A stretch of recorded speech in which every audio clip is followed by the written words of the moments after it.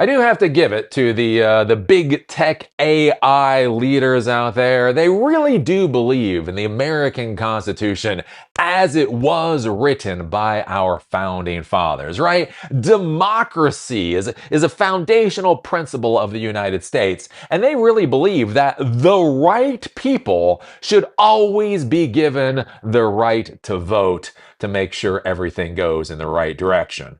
I mean, as long as it's the right people that are able to vote, everything is gonna be a-okay. So yeah, Anthropic seems to be going down the path of all of these big technology companies of basically saying, hey, give us a metric crap ton of money for our equity and then bugger the hell off. So normally, when a company IPOs, when it goes on the public market, right, equities are sold, stock is sold, and that is a share of the company. That is a percentage, a very small percentage of the company. So when you buy a share of stock, you actually are an owner of the company. The people that actually control the company are not the CEOs, not the C-level executives, but the board of directors. The board of directors, there is actually an election process for the board of directors generally, and they are supposed to oversee the company to make sure that it's bringing back shareholder value, right? So a lot of times this is where you'll see CEOs are fired or CEOs are given a dressing down or whatever by the board of directors. And the reason is because the board of directors are supposed to look out for the interests of the shareholders, the actual owners of the company, and that the C-level executives, even the CEO, really is just simply an employee. They're the highest level employee in the company, but they're an employee like everybody else. The problem that we're dealing right now in the technology world is that all of these founders that we've had over the past so many years believe that they know best. They should not be told what to do by those pesky people that actually own the damn company, right?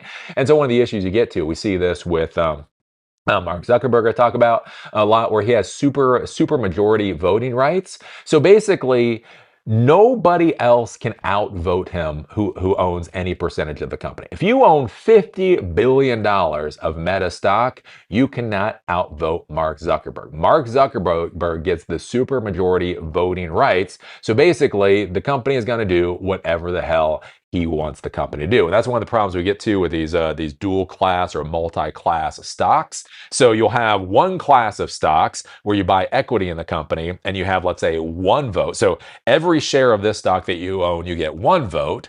The problem is it'll come out with a different class of stock where everybody who owns a share of this particular stock gets 10 votes. Right? And so that's where you can have a founder or owner or somebody like that seemingly owns a very small percentage of the company, but their voting rights basically are so much that they can outvote everybody else. So we've seen this with Mark Zuckerberg, and now we see this with Elon Musk and SpaceX, where basically SpaceX is a captured company. Elon Musk has super majority voting rights for SpaceX. So no matter how many trillions of dollars it is worth, he gets to control what happens with SpaceX. I think this is a bad idea in general, because the problem is what happens when the CEO or the founder gets senile? What happens when they lose a step in their game? You know, one of the reasons I bring up Mark Zuckerberg. When was the last time Mark Zuckerberg did something impressive for Meta? Right? Facebook is a cash cow. WhatsApp is doing good. Instagram is a cash cow. But once you get past those, right, the metaverse, whatever happened with the metaverse. They have this weird AI thing going on right now. Apparently, they're going to be building humanoid robots for some reason, right? You look at all the stuff that's going on with Meta right now. And again, this is a massive company. And all of the energy can be focused by one single human being that is frankly well past their prime. That's one of the issues that we get into.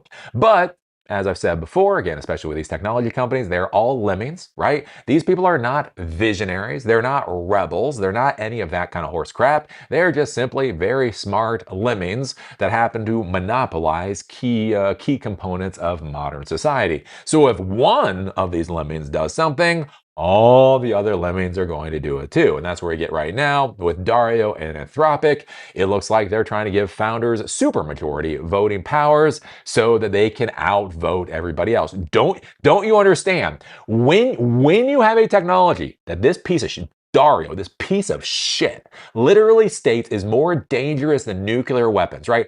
All he does is scream and cry about how dangerous this technology is. Don't you want the power of a technology that catastrophically dangerous to be in the hands of a couple of special people, right?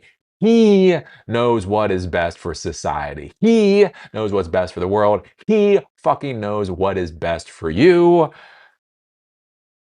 I don't know. This is a hell of a thing. Again, these AI, I can't even make it. I can't even make up how degenerate and syphilitic these people are.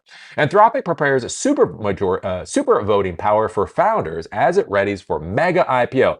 When we talk about a mega IPO, they want $2 trillion valuation, but they still want to retain the voting rights. The AI company is shoring up its unusual governance structure, which also includes a long-term trust that controls the membership of the board of directors. So this is coming from the information. Anthropic has been preparing to give CEO Dario and other co-founders a class of stock with extra voting power to help insulate them from outsider shareholder pressure. To people familiar with the matter said, yes, yes, we don't want them to feel pressure from anybody else. When everybody else is screaming about the pain that is being caused by their piece of crap AI company, they don't want to have to deal with that outside pressure. Oh, you have problems? Well, we all have problems. It would be the first time Anthropic's leaders have extra voting power, which has become common practice for tech founders. It is all the more relevant for Anthropic because its co-founders hold relatively small ownership stakes in the company compared to other tech founders. The company also is planning to maintain its existing body of non-shareholder trustees with a special class of stock to elect the majority of members of the company's board of directors, a more unconventional buffer against outside shareholder influence. So basically, there's going to be a board of trustees that then votes in the board of directors. So the shareholders are not going to vote in the board of directors. The special trustees are going to vote in the board of directors. The people that know best. Oh, God. This is what I talked about before, right? There's this whole thing. I've been wondering, I've really been pondering this whole idea of like AI. So with so many people, like they look at AI as like a god. It's weird. There's an AI religion, like AI, right? But in normal religions, it's man was created in the image of God. What I think is kind of interesting, this weird AI world we're in, is we have all these people that look to AI as a god. But the AI, the god, is being created in the image of Dario. Does anything make you more scared than that? Think about that. So many people look at AI with a degree of religiosity, right? This is the next evolution of like existence, and Dario is responsible for creating it. And we don't get any votes. We don't. No. He's going to create what he thinks is best for us.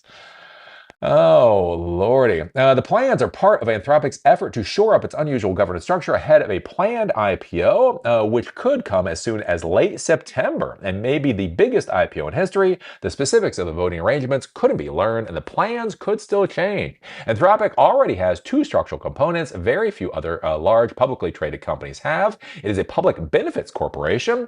Basically, with a public benefits corporation, not only are they supposed to give back value to shareholders, but they're also supposed to give back value to society. It's really interesting. I've actually talked with people that have created public benefits corporations called B Corps. And they've said it's a bad idea. It's one of those ideas that looks really good on paper. No, I've had friends. I've known people that have created B Corps. And when you hear a B Corp, and again, especially if you want to be a goody two shoes, you're like, wow, this is great. I can either return shareholder value or I can return value to society. Isn't that what we want from our corporations? The problem you've run into in the real fucking world is that turns into a bit of a disaster. How do you square that particular circle? How do you figure out how much societal value is worth an extra percentage point of, sales growth per year or whatever else.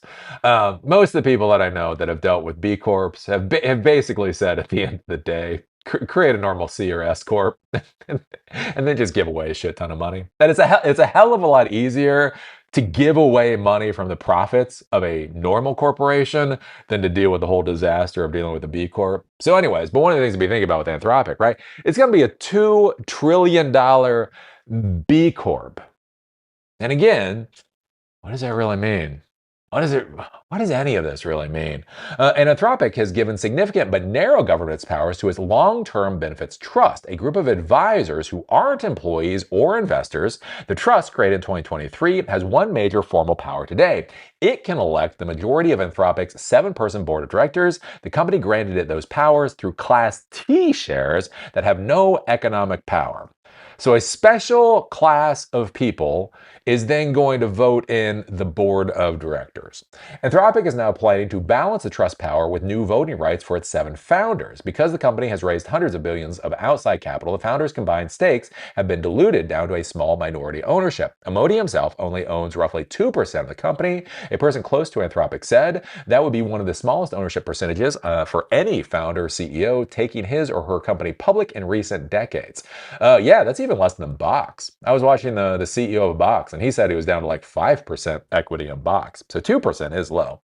Modi said on a podcast last year that he and the 6 other co-founders, including his sister, each own roughly equal share of the company. It's unclear exactly how Anthropic will divide the powers between the founders and the benefit trust, or how many votes founders' shares will get. The trustees are paid hundreds of thousands of dollars a year and get no shares in the company, but they often attend meetings of the board of directors and advise on issues related to policy and safety, a person familiar with the matter said.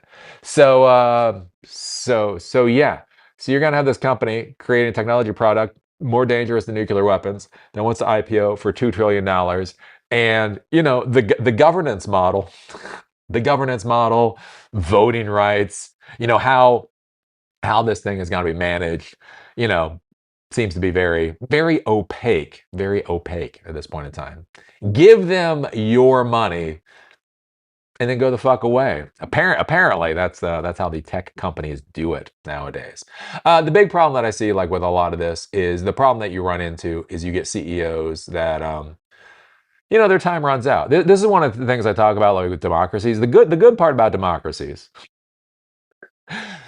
Ignore the current time period. But one of the good things with democracies is that leaders leave, right? Because the issue that you run into, one of the reasons that I'm not worried about China as an American over the long haul, again, one of the reasons I don't want to point all of our weapons at China, one of the reasons I don't want to economically isolate China and the whole 9 yards, is because Xi has basically been put in as whatever, their leader for life. He is going to be leader for as long as he wants to be leader. The problem that you run into is, and this isn't even a knock against Xi, right? The problem that you run into is that everybody has their time. Everybody has their day in the sun, and everybody gets fucking old and senile. Like, that's just how it is, right? And so it's the good thing about, like, with democracies, even though sometimes it can seem really bad, is that you have the turnover in leadership. People come in and they can't stay there forever, so that you can go down new paths and the whole 9 yards. One of the things you see, like with American companies, I think the average tenure of many American companies for a CEO is only something like 3 years. And the reason is, for a lot of these companies, you bring in a CEO to do a specific task, right? We need a turnaround specialist. Our company is failing. We need somebody to turn it around. They come in, they turn it around, they get everything going. You bring in the next person to improve efficiency. And then you bring in the next person to make it look better for investors or whatever else, right? That each leader is really good at doing one type of thing in the corporate world. And then when they're done with that particular task, they move on. The issue that you have, again, you take a look at Mark Zuckerberg with Meta. I would honestly argue, you look at Elon Musk with whatever the hell is going on with SpaceX and Tesla at this point in time, is that just their days come And at a certain point, their days go, but they're still there clinging on to the power, and they can still control the resources that were provided to them by millions and millions and millions of people. And there's really no way to flush them out of the system. And so that's where, like I say, with the other companies, I get frustrated on a daily basis with those folks, and that's where I wonder with things like Anthropic, when you start creating all of these layers, you're protecting the founders, you're protecting the leadership team, you're protecting basically everybody in the world other than the shareholders. I don't know. I do wonder how that'll work out at the end of the day. So anyways, what do you think about this? What do you think about Dario getting special voting rights because he owns too few shares in Anthropic? So when it IPOs, basically he might lose control of the company. What do you think about things like B Corps? Do you like B Corps? Do you think B Corps sound really good on paper? I don't know. But your thoughts down below. If you like these episodes, do remember they're on Spotify and on Apple Podcasts. Link is down below. If you want to follow me on LinkedIn, there's a link down there too. With that, see y'all later.